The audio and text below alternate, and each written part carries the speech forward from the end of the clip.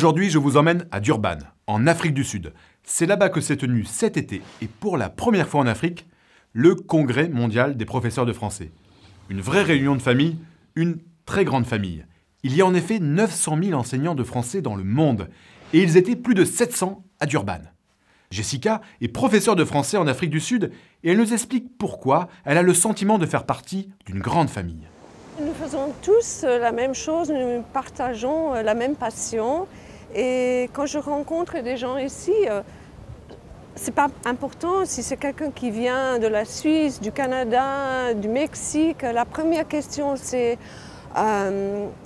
tu travailles dans le secondaire, à l'université. Et après on s'aperçoit qu'on est en train de tutoyer l'autre comme si on connaît déjà l'autre personne. J'aurais pas pu mieux faire que d'apprendre cette langue. Et maintenant, j'ai la passion de vouloir partager cela et donner cette même envie et ce même atout à mes élèves. Aujourd'hui, il y a 185 associations de professeurs de français dans le monde. Depuis 1969, la Fédération internationale des professeurs de français anime et soutient ce réseau, notamment en organisant tous les 4 ans un grand congrès mondial. Le prochain aura lieu en 2016, à Liège, en Belgique, et aura pour slogan « Le français, une langue ardente ». Tout un programme. Comme Jessica, les professeurs ont une véritable passion pour leur métier et pour la langue française. Mais le défi de cette grande famille est de préparer une nouvelle génération de professeurs de français.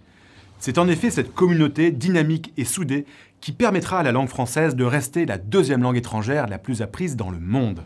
Car comme le dit Nelson Mandela, l'ancien président sud-africain, aucun de nous, en agissant seul, ne peut atteindre le succès. Et tout de suite, les événements majeurs à ne pas manquer, c'est l'agenda francophone. Du 26 octobre au 4 novembre, le Salon du Livre de Beyrouth. Du 1er au 11 novembre, la 26e édition des Coups de cœur francophones à Québec. Du 31 octobre au 7 novembre, le Festival du film francophone de Tübingen à Stuttgart. Rendez-vous sur Internet pour en savoir plus, réagir et partager vos coups de cœur francophones. Prochaine destination, la Chine. D'ici là, bonne semaine à tous sur la planète francophone.